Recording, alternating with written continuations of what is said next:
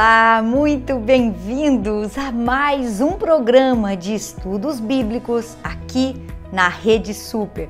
Eu sou a pastora Ana e quero convidar você para estar comigo aí nos próximos minutos, para juntos nós estudarmos a palavra de Deus, a sempre viva palavra de Deus. E hoje, queridos, dando continuidade aos nossos livros históricos, eu gostaria de estudar com você 1ª e 2ª Samuel. Vamos lá? Você está preparado? Então pegue aí a sua folha, o seu caderninho de anotação, pegue a sua caneta e vamos lá crescer aqui no conhecimento da palavra de Deus. Queridos, primeira coisa, a autoria desse livro é atribuída a Samuel. Então nós na aula passada estudamos ali Juízes, né?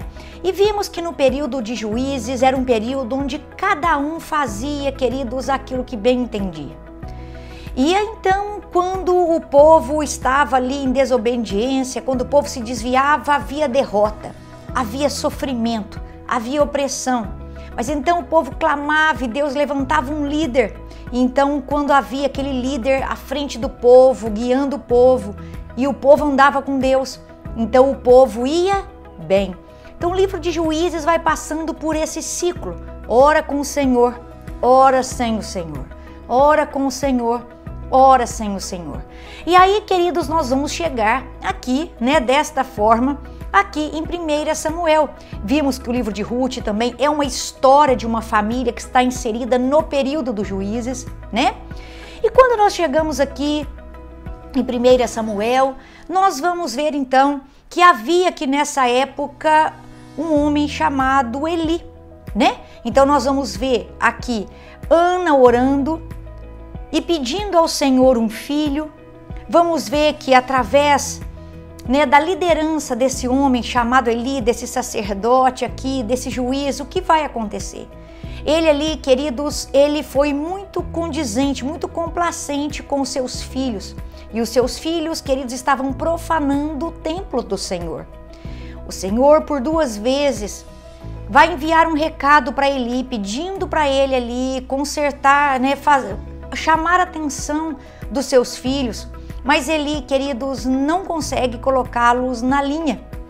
Então nós vamos ver que nesse período aqui o povo vai passar por uma apostasia da fé.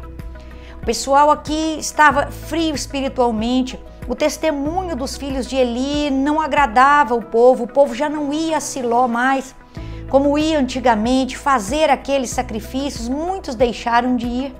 E é nesse período então, né, de apostasia, que Ana ora pedindo um filho ao Senhor e diz que se o Senhor desse esse filho a ela, concedesse esse filho a ela, que ela consagraria esse filho ao Senhor. E assim então o Senhor faz, o Senhor abençoa a Ana. E a Ana então vai ali, queridos, cumprir o seu voto. Ana então vai consagrar Samuel ao Senhor. Ele leva o menino ainda pequeno na casa do Senhor. Acompanhe aí comigo, capítulo 1, verso 24. Ana cumprindo a promessa que faz. Depois de desmamá-lo, levou o menino ainda pequeno à casa do Senhor em Siló, com um novilho de 3 anos de idade, uma arroba de uma farinha e uma vasilha de couro cheia de vinho. Eles sacrificaram o novilho e levaram o menino a Eli. E ela lhe disse: Meu senhor, juro por tua vida que sou mulher que esteve aqui ao teu lado orando ao Senhor. Era este menino que eu pedia, e o Senhor concedeu-me o pedido. Por isso agora eu o dedico ao Senhor. Por toda a sua vida será dedicado ao Senhor. E ali adorou o Senhor. Então aqui você vai ver essa transição já de sacerdócio, essa transição de juízes entre Eli e Samuel. Nós vamos ver, queridos, no capítulo 4, uma história tão triste. Os filhos de Eli ali não tinham, queridos, moral diante do Senhor, não tinham santidade diante do Senhor. E eles vão subir então à guerra aqui numa peleja, né? Eles vão subir contra os filisteus. E aí, queridos, como eles não tinham essa vida com o Senhor, eles começam ali a ser derrotados. O Senhor não pelejava por eles. Então eles acham que se eles fossem lá no Santos dos Santos e pegassem a Arca da Aliança e trouxessem, aquela Arca da Aliança ali daria vitória para eles. Mas isso não acontece. Eles ali são mortos, a Arca da Aliança é tomada. E para piorar, quando o sacerdote Eli ele recebe essa notícia, queridos, ele desmaia, ele cai e morre. Então vem uma tragédia muito grande sobre a família desse homem chamado Eli. E ali no final do capítulo 4, você vai ver que a sua nora, ela vai dar à luz a um filho. E aí, queridos, no verso 21 do capítulo 4, você vai ver que ela vai dar um nome estranho para esse menino. Ela vai dizer, ela deu o nome ao menino de Icabode e disse, a glória se foi de Israel, porque a arca foi tomada e por causa da morte do sogro e do marido. E ainda acrescentou, a glória se foi de Israel, pois a arca de Deus foi tomada. Então nós vemos aqui, né, essa trágica história que aconteceu na família do sacerdote. Queridos, ensina as tuas crianças no caminho que elas devem andar, exorta, corrige. É para isso que serve a palavra de Deus, né? Então, se o seu filho está aí, que eles num caminho que não agrada ao Senhor, chama ele, conversa com ele e, né, o exorte a voltar para os caminhos do Senhor. Mas a gente vai dando continuidade e nós vamos ver uma grande diferença, e é isso que me chama a atenção logo no começo aqui, né? Desses primeiros capítulos, do 1 até o 7, que mostra aqui o ministério de Samuel. Nós vamos dividir em 3 partes. Do 1 ao 7, o ministério de Samuel. Nós vamos do 8 ao 15. Então, do 8 ao 15, nós vamos ver a história de Saul. E depois, do 16 ao 31, o chamado de Davi. Então, nós já vamos ver 3 personagens principais aqui. Samuel, Saul e Davi, né? Samuel aqui nos ofícios de sacerdote, de juiz e também de profeta. E aí, queridos, se acontece essa palavra Icabode, a glória se foi ou a bênção se foi, né? Você agora no capítulo 7 vai ver já Samuel ali enfrentando os filisteus e Deus trazendo uma grande vitória para Samuel e para o seu povo. E agora a palavra é outra, a palavra agora não é Icabode, a glória se foi, mas diferentemente, após a vitória, Samuel pega uma pedra, levanta ali aquela pedra e coloca ali um altar, fazendo ali daquele momento, daquela vitória, um memorial ao Senhor, para que o povo se lembrasse daquilo que o Senhor fez. E então Samuel fala, Ebenezer, até aqui nos ajudou o Senhor. Ou seja, ele é aquele Senhor que veio ajudando durante toda a história. Esse é aquele Senhor que veio operando durante toda a história. Ele nos ajudou ontem, nos ajudou hoje e ele vai continuar ajudando. Ebenezer, até aqui nos ajudou o Senhor, e esse Deus que ajudou ontem, ajuda hoje, ajuda amanhã, Ele ajuda para sempre, trazendo essa mensagem de esperança para mim e para você. Esse Deus, queridos, não tem sombra de variação, Ele é o mesmo ontem, hoje será para sempre. Assim como Ele foi no passado, Ele é hoje e vai ser eternamente. Basta nós estarmos em obediência a Ele, basta nós estarmos alinhados a Ele e Ele peleja por nós. E a nossa vitória, queridos, já é garantida por Ele, por Ele. É Ele que nos traz a vitória. Até aqui nos ajudou o Senhor. Esse memorial nos faz trazer à memória aquilo que nos dá esperança. Como o Senhor te conduziu até aqui, meu irmão. Lembra de todos os milagres que Ele já trouxe à tua vida. Lembra de tudo que Ele já fez por você. Traga isso à memória e isso vai trazer esperança para você continuar a jornada. Talvez você esteja aí desanimado, esteja abatido. Lembra daquilo que o Senhor já fez e fale isso, até aqui o Senhor me ajudou e Ele continuará me ajudando. Então nós vemos essa primeira parte em relação ao ministério de Samuel. Mas também, queridos, além dessa história trágica logo no começo, tem essa história de bênção, de Deus ali trazendo esse filho para Ana, tem a história já aqui de Samuel, esse homem de Deus, conduzindo o povo de Deus em vitória. Vemos esses personagens, né, principais aqui, Samuel, Saul e Davi. Mas também, queridos, há algo aqui importante, há uma transição agora. A partir do momento que a gente entra no capítulo 8, nós vamos ver uma transição da teocracia para a monarquia. Então ali, ainda que Deus tivesse levantado líderes, Deus governava o povo através desses líderes. Deus era quem governava. Deus era o rei, né, desse povo. Então Deus comandava o povo. Mas de repente o povo começa a olhar para as nações vizinhas e fala: eles têm um rei e nós queremos um rei. E aí eles pedem a Samuel um rei. Samuel até fica muito triste, você conhece a história. E quando Samuel ali está conversando com o Senhor diz para ele: Samuel, eles não rejeitaram a ti, eles rejeitaram a mim. Vamos dar a eles esse rei. E aí é importante, queridos, que eu e você nos lembremos o seguinte: esse rei, essa vontade de dar um rei ao povo não partiu do coração de Deus. Isso foi um pedido do povo para Deus. Então foi um desejo do povo que Deus atendeu. Mas quem levantou o rei foi o Senhor. Então aqui o Senhor vai direcionar Samuel a ungir Saul. Depois o Senhor vai direcionar Samuel a ungir Davi. Então o povo pediu, Deus atendeu, mas quem escolheu o rei foi o Senhor, né? Então nós vemos que aqui no Antigo Testamento, aqui nesses reis, né? Esses primeiros reis, como que esses reis eram levantados? Eles eram escolhidos por Deus, eles eram ungidos por um profeta e eles eram aclamados pelo povo. E assim foi. Deus então mostra para Samuel que ele deveria ungir Saul e ele então unge Saul. Então começa agora a partir do capítulo 8 até o 15 a história desse rei. E esse rei, queridos, já no capítulo 11 obtém vitória. Saul começa ali a ser politicamente um rei bom para Israel, né?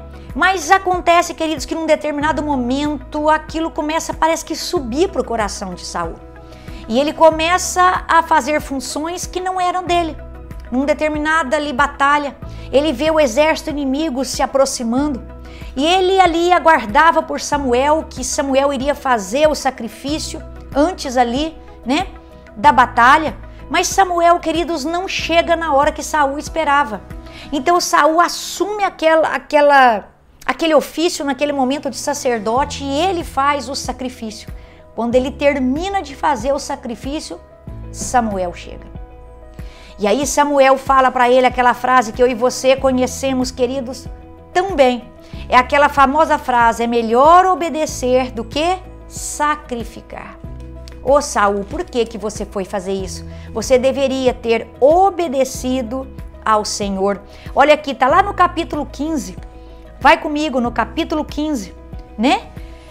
A partir do verso 20, do 19. Por que você não obedeceu ao Senhor? Por que se lançou sobre os despojos e fez o que o Senhor reprova? Disse Saul. Mas eu obedeci ao Senhor. Cumpri a missão que o Senhor me designou. Eu trouxe Araque, o rei dos amalequitas, mas exterminei os amalequitas. Os soldados tomaram ovelhas e bois do despojo, o melhor do que estava consagrado a Deus para destruição, a fim de sacrifícios ao Senhor, seu Deus, em Gilgal. Samuel respondeu: acaso tem o Senhor tanto prazer em holocaustos e em sacrifícios, quanto em que se obedeça a sua palavra? A obediência é melhor do que o sacrifício, e a submissão é melhor do que a gordura de carneiros. Ah, queridos, sempre o melhor caminho é obedecer ao Senhor. É claro que num primeiro momento a gente não vê maldade aqui no coração, queridos, de Saul, mas ele fez algo que ele não foi chamado para fazer, ele fez algo que ele não podia fazer, ele desobedeceu. E é sempre melhor obedecer do que sacrificar. Pastor Márcio Valadão sempre fala que 99% de obediência não é obediência. Ou nós obedecemos 100%, ou nós estamos em desobediência. Então nós vemos aqui que a partir desse capítulo o Senhor rejeita Saul como rei e dá instrução aqui, né, para que Samuel agora vá ungir outro rei. É quando você conhece a história, a partir então, né, do capítulo 16, que Samuel vai ungir Davi como rei. Samuel vai então à casa de Jessé, Jessé mostra ali para eles vários filhos, mas o Senhor aponta: é a Davi a quem você vai ungir. Então, do capítulo agora 16 até o 31, nós vamos ver o chamado de Davi. Davi é ungido rei, mas só depois, queridos, de muitos anos, é que Davi finalmente vai se assentar ao trono. E ele então vai ser ungido rei, os seus irmãos vão para a guerra ali, né, vai lutar na guerra, e um dia o seu pai pede, né, para ele levar uma comida para os seus irmãos. Davi então, em obediência ao seu pai, ali humildemente pega aquela comida e vai levar para os seus irmãos. Ao chegar ali naquele campo de batalha, você também conhece a história, ele se depara com um exército amedrontado e ali um incircunciso, né, o Golias, afrontando o povo de Deus.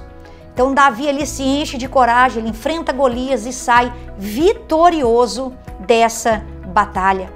Então ali, a partir desse momento, né, Saul conversa com ele, Davi então vem ali trabalhar para Saul.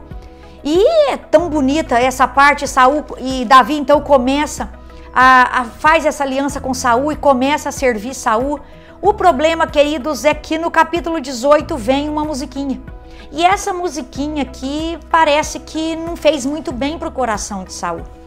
As mulheres vão declamar um corinho ali e Saul vai se encher de inveja com esse corinho. Olha aí comigo no capítulo 18, né? Capítulo 18, verso 7.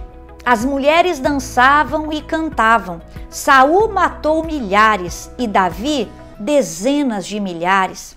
Saul ficou muito irritado com esse refrão. E aí pula para o 9. Daí em diante, Saul olhava com inveja para Davi. Queridos, o perigo de nós deixarmos o nosso coração se tomar por inveja, por ali dissensões, por brigas, por contendas, isso abre brecha para o inimigo entrar na nossa vida. No verso 10 diz, no dia seguinte, um espírito maligno apoderou-se de Saul. Queridos, limpe o seu coração, perdoe as pessoas. No reino nós não estamos aqui para disputar, mas no reino de Deus nós estamos aqui para somar. Então não dispute com seu irmão, mas some ao seu irmão. Cada um de nós, Deus agraciou com dom e nós vamos servir a Deus com esse dom. No reino de Deus todo mundo tem o seu lugar, todo mundo tem o seu espaço. Não há necessidade para inveja, mas aqui Saul agora se deixa tomar por essa inveja e começa a perseguir Davi. E Davi vai entrar num momento aqui então de fuga, né? Por causa desse ciúme, por causa dessa perseguição. Saul agora, que tinha convidado Davi para estar com ele, agora procura matar Davi. Então Davi agora, dos capítulos 21 até o 30, vai se tornar um fugitivo. Mas graças a Deus que no meio disso tudo ele faz um grande amigo, Jonatas, filho de Saul. E Jonatas por várias vezes avisa, né, Davi ali do intuito do pai. Davi consegue fugir e eu vejo já a diferença na vida desses dois líderes. Enquanto Saul procurava matar Davi, Davi duas vezes tem a oportunidade de acabar com a vida de Saul, mas ele não toca na vida desse ungido, ele não toca na vida do ungido do Senhor e ele nada faz contra Saul, ele deixa a vingança para o Senhor. E é isso, a vingança não pertence a nós, a vingança pertence ao Senhor. Faça a sua parte, retribua o mal que você recebe com o bem. Isso é, queridos, cristão. Não retribua mal com mal. Retribua o mal que te fazem com o bem. Ore por essa pessoa. Às vezes essa pessoa está precisando da sua oração, mas não entre no jogo dela. Perdoe, ore por ela e não retribua mal com mal. E sim, o mal que te fazem, retribua com o bem. Isso é ser cristão. Então nós terminamos aqui, queridos, esse capítulo, esse primeiro livro, né, de Samuel. Então aqui com Davi fugindo e depois Saul morrendo, infelizmente uma morte ruim, né? Ele se suicida. Quando os filisteus cercam eles ali, o seu exército, ele pede para o seu escudeiro o matar, o seu escudeiro se recusa a fazer isso, então ele se joga em cima da sua espada e infelizmente ele se suicida. E aí termina a história trágica desse homem, mas começa 2 Samuel e começa então 2 Samuel nos contar a história do reinado de Davi, esse homem segundo o coração de Deus. E para você que gosta de estudar, 2 Samuel tem paralelo com 1 Crônicas. Então se você quiser saber mais, acompanhe aí segundo livro de Samuel com Segunda Crônicas, e aí você, segundo livro de Samuel com Primeira Crônicas, aí você vai ter esse paralelo da história. Então você vai ver aqui que Davi foi um rei notável para Israel. E aqui de forma detalhada, segunda Samuel vai nos falar desse reinado de Davi, mas também vai falar sobre os seus pecados, vai falar sobre o crime ali contra Urias, vai falar também, queridos, de toda conturbação, de toda tribulação que veio sobre essa família real, né? Essa rebelião que aconteceu dentro da família real. Então nós vemos aqui que Davi começa a crescer com o Senhor, crescer no seu reinado, crescer como rei. Davi vence as batalhas. E nós podemos, assim, dividir esse livro da seguinte forma. Nos 7 anos e meio que Davi estava em Hebrom, foi um tempo de preparação.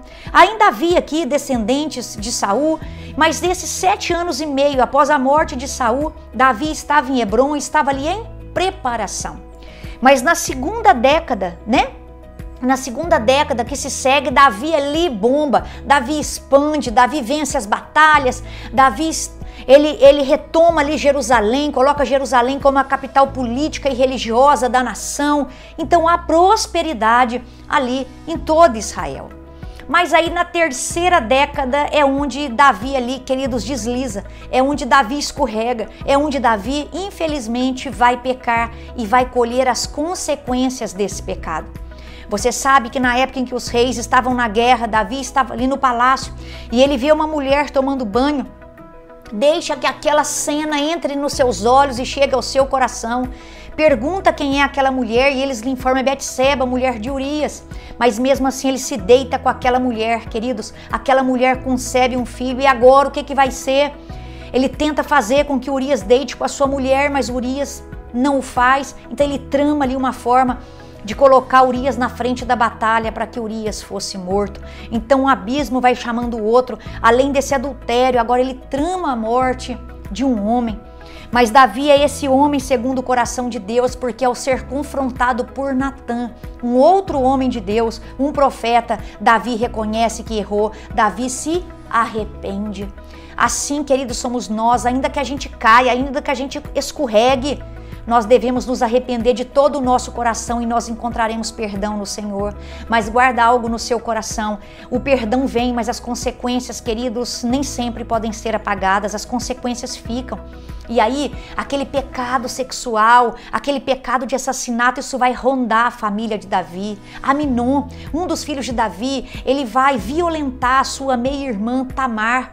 Absalão, queridos, indignado com isso, indignado com a postura de Davi, porque Davi não foi rigoroso com seu filho. Absalão vai tomar vingança com as próprias mãos e mata Aminon. Olha aí, pecado sexual, morte rondando a família de Davi, as consequências das nossas escolhas, as consequências do nosso pecado. Houve perdão, mas nós precisamos, queridos, entender que as consequências estão ali. Por isso, vigie bem, clame ao Espírito Santo para que você vença cada tentação que se coloca aí no seu caminho. E na última década, então nós vimos 7 anos e meio de preparação, uma década, né? A outra década seguinte de bombando, prosperidade, vitórias.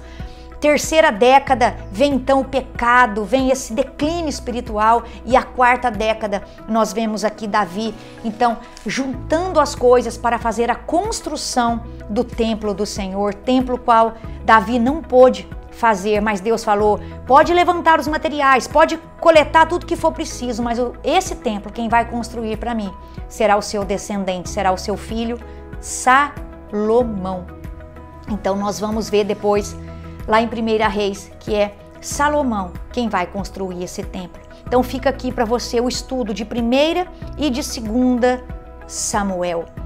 Tá aí a história do rei Saul, a história do rei Davi, tá aí os seus erros e os seus acertos, e como nós podemos nos inspirar nessas pessoas, queridos, aqui que estão na Bíblia, para que a gente também ande corretamente, que a gente não cometa os mesmos erros que eles cometeram, que a gente possa pegar esses exemplos e que esses exemplos sirvam de exemplo para nós, para que a gente não cometa os mesmos erros, mas que a gente pegue os acertos deles e tente também acertar. A nossa caminhada com o Senhor sempre vai valer a pena, mas é preciso que eu e você, queridos, andemos retos, andemos em santidade, andemos em obediência ao Senhor. E se por acaso nós um dia cairmos, se por acaso nós cairmos, vamos nos arrepender e esse Deus nos perdoará. Davi foi esse grande rei, teve erros e teve acertos, mas foi um homem segundo o coração do Senhor,